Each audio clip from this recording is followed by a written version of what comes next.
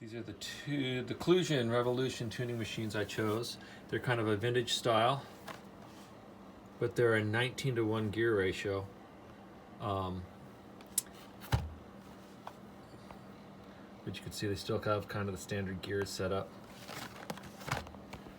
I chose these because I really like the vintage style that you put the string into the hole and they're straight in line, but they're modern in their feel and vibe, and they put the small button on there too. These are also a staggered, so I did get one string tree if I need it, but hopefully I won't need them at all. So these tuners are a vintage style tuner, but the back side is more of a modern size. So the nut side is going to fit right in. The tuner ream that I had done is for vintage. So the back I'm going to have to ream out a little bit. I'm going to use a reamer rather than a drill because I don't want to chop up the wood. Best way to do that I found is use a long reamer. Figure out the size of the first one that you need, mark the reamer, and then do the rest to match. That's what I'll be doing here. So I figured out how far it needs to go for the tuner to fit in there properly. So now I'm going to mark the reamer so I could set it the same for each one.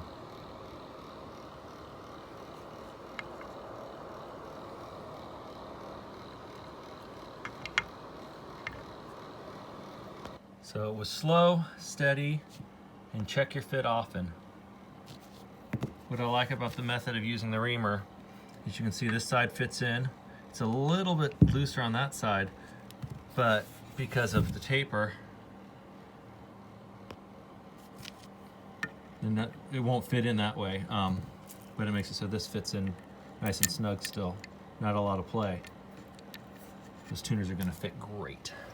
Alright, and an added bonus to the set of tuners by Occlusion that I chose here, again these are the Occlusion Revolution, is because they've got the locking nuts on the top, not locking nuts, but nuts to secure the tuners on. I can use my 10mm nut driver, secure these on, and make sure they're nice and straight before I put the set screws. Normally I'd mark the holes, remove the tuners, drill them, and put them on, but I think in this case we're going to go ahead and put these on, not super mega tight, but just tight enough that I could get them square on there before I drill the holes for them. And the way these go on, man, they don't want to go anywhere once you've got them on anyway. Looks pretty sharp. These are going to be great. I'm not a huge fan of locking tuners, only because I'm old enough that I experienced the first generations of them where the manufacturers didn't put stops on the thumb screws and they'd fall off. And so I'd run into problems more with those coming loose and the string coming out, whereas using something like this, you can get a couple winds on there and not have to worry about it. I think that's pretty fantastic. Okay, and of course, you know, if it's important, it's worth saying over and over again, make sure you measure your drill bits. Measuring the screw, make sure there's plenty of room there. That's not a problem. The easiest way to do it is just measure the length of the screw on the bit.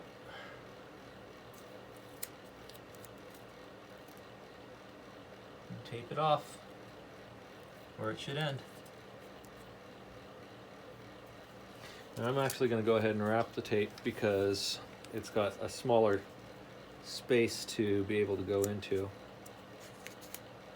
between each tuner. So, and like everything else, just slow and steady.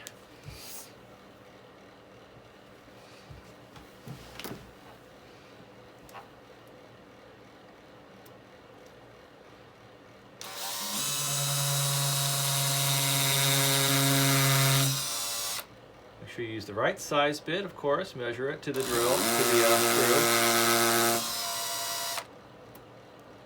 Make sure everything's straight and steady.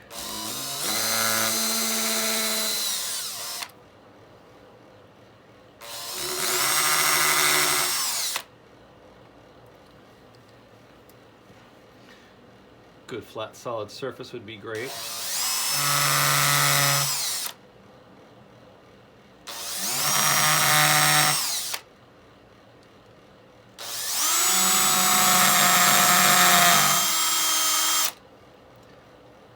simple enough.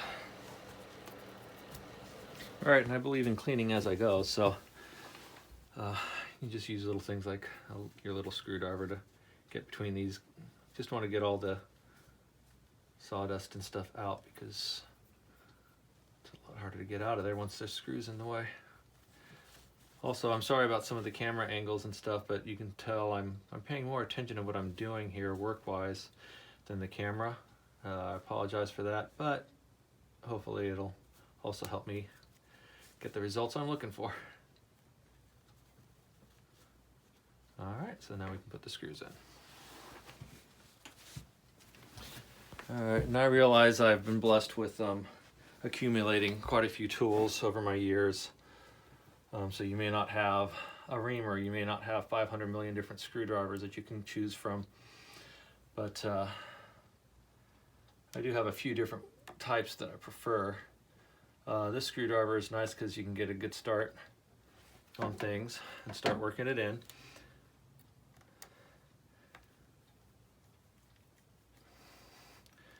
So what you want is hopefully you've drilled your hole out so it's long enough and big enough that you don't have to force these in, because you want them to go in firmly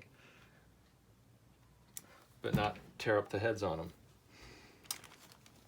And we could also go ahead and do the little trick with some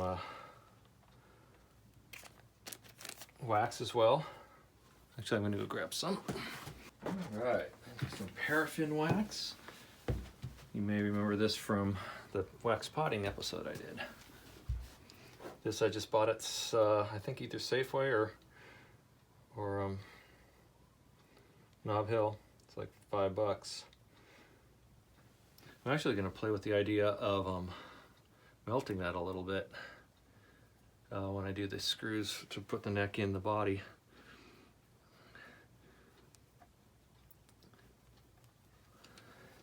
So a screwdriver like this tends to be a little quicker, fits the hand nicely.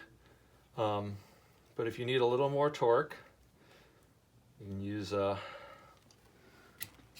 little number 2 like that.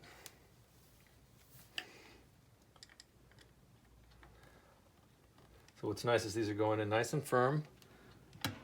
The wax actually helped quite a bit, but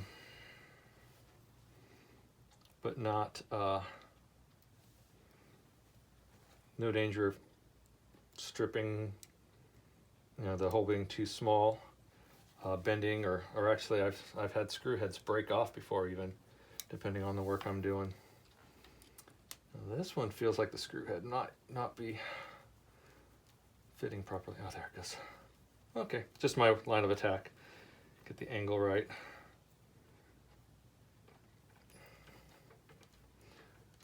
Nice. Okay, just a few more to go. All right, and then once all the screws are in, then we can go through and make sure everything's nice and snug. 10mm wrench. I put these on pretty snug already, you can see. More so than I thought. And then we'll go through and just make sure our screws in the back are snug. Sometimes when you tighten things up on the top, these screws will not be fully set in again. But it looks like we're good to go here. Those are in there nice too. No stripping, no pop outs. Yay. All right, and then what I wanted to show you is how the Staggered Tuners look there. You can see that. Hopefully, because of how they kind of go down as you get to the high E, I may not need a string tree. All right, and of course, should go over some of the parts I ordered and why. So this is a 5-way super switch. I plan to put in a humbucker in the neck position. I'm going to be doing some serious parallel switching, all on one switch, which will be nice and clean. Standard strap, fender strap buttons. String tree may not be necessary, but this is the vintage 52 Telecaster style. Here's our vintage tele knobs. Look more like P-bass knobs. That's kind of the originals. Just a regular Fender Corona neck plate, 500K CTS pots. This is what they call that type of jack plate. But anyway, the socket's the type that mounts in the body and screws in, and then it's like a true connection. For the 1/4-inch jack, it's supposed to hold it in better. Some surgical tubing for the pickup mounting. I did want to touch on the Fender vintage style American bridge plate. This is what they're using on the new Professional Series 2 guitars now. They came out with these a couple years ago. The plate actually came on some of the new American Standard stuff just after 2000, a few years after the Corona factory was built, and they started building out there. But coming with the 3 saddles just started recently. This is by far my favorite design because it's kind of vintage but kind of not. You can take a look there where they've notched it here, so you don't have so much bar in the way, but you still have a little ridge there to palm mute, rest your hand on. And then the saddles are compensated brass. This actually has 3 screws on the bottom, no, 4 screws on the bottom and then 2 up top, so it by far has the most screws mounting it. And it's chrome, the whole thing, with the Fender logo on it, so it's clean and shiny and pretty. It's actually what's on my American Standard Strat now. Now what's interesting is I had it drilled for the American Standard Tele bridge, which this is not an exact fit. You can see it's only got 3 screw holes instead of 4, so the 2 outside are right, but I'll have to put 2 more in there. I did this knowing that I'd have to drill for it, and it didn't bother me so much. This particular setup is designed from, what was it, 1985, when the new American Standard Series came out. In a better part of 20 years, they used a bridge system that went like this, so this is why so many manufacturers have that as a template. And you'll notice that the string holes are on the front of the screw side, whereas on a true vintage bridge, those holes are on the other side, so you can't switch them back and forth. You have to choose one or the other, otherwise you'll have a little bit of a mess trying to get it to intonate. Anyway, you'll be seeing how this comes along real soon. Alright, so this body's been waiting for months to finally get the neck for it. I'm pretty stoked. It's really, really pretty. Older back. Bird's eye maple top. I just went with a regular grade bird's eye. But there's a few things you want to do before mating the neck to the body. One is I'm going to put on the strap buttons before I put on the neck. Aaron from Warpcore actually just did a video recently, and he talked about how he likes to put them on so he's got handles, but also oftentimes at the bout of the guitar, the neck will get in the way sometimes when you're trying to put the strap button on, depending on how long your screwdriver is and what kind of buttons you're using. Another thing is you want to test your pickup depth. I just pulled out the Warpcore neodymium humbucker that I'm going to be using, and it turns out that I think it's going to be sitting a little too high unless I route out the body a little further. So I've got a router bit that's got a roller collar on it, so I'll be able to route that down about 1/4 of an inch. So we'll do things like take our mechanics rule here, and grab it. You know, you can double check the depth of the route as it is. If you can see that, the reflection makes it kind of tough. But it's about 3/4 of an inch. The depth of the body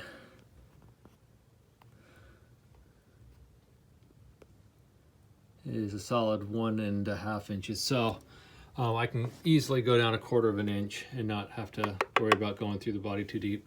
This is going to get a direct mount mini humbucker, also being custom made for this guitar. I'm still waiting on that, but they specifically already routed that to the right depth. So After I get this one routed properly, I will also be shielding the compartments as well as the rear cavity. I'm going to use shielding paint. I'll be using a couple coats. Oh, I'm glad I'm taking this off. That tape's getting a little tacky there. Being there for as long as it has. Warmoth ships it with the screws, which is nice. And you can see it's a semi-hollow design. I even got the nice gloss finish in there. I had the actual strat holes drilled in it for the 2 tones without the volume. So I was going to go volume tone originally was my thoughts. As I'm thinking about it, I so often like to have the tone control rolled down on the bridge pickup that I might put in a 3rd pot. I might actually run it a little closer to the switch though. I'll have to think that out and decide what I want to do. But that way I could leave the tone for the bridge pickup roll down a hair and leave the tone for the neck pickup all the way up, as I most likely will want it. Again, that's something I can do after the fact, so I can go ahead and get this all put together and work with it and see how it works for me. I knew that putting the tone there, or volume pot there, would put it too close to this bridge plate and it probably wouldn't fly very well. So there's room to work here. With some care, I'll be able to do what I need to do and not mac things up as I do it. Really, really nice body. So I was able to tap the holes just fine. I forgot to tap the 2 on top, so I still got to do that. But what I did find out with this bridge is it's missing the mounting screws. It's got pickup mounting screws and the wrench for adjusting the saddles. Cute little cover there. But so I'm gonna have to dig up some screws too. Luckily I've got a parts bin filled with that kind of stuff, so hopefully I've got what I need. Little hint, I did have a tiny bit of a blowout there. Even though I taped it, it was still very fragile. But I countersunk with the tip of my screwdriver. And then you can do a little trick like just rubbing a little bit of wood glue in there to help hold the finish down in case there is any issues. But you can see it's definitely going to be covered, so it's a non-issue. But one of those things that's still a bummer. All right, so just to remember, sharp drill bits and a fast drill. On these smaller holes, I'm just going to use the tip of a smaller screwdriver to just gently countersink those holes. So when you drill in those, put the screws in, don't drill them in, screw them in. They're not going to chip that paint.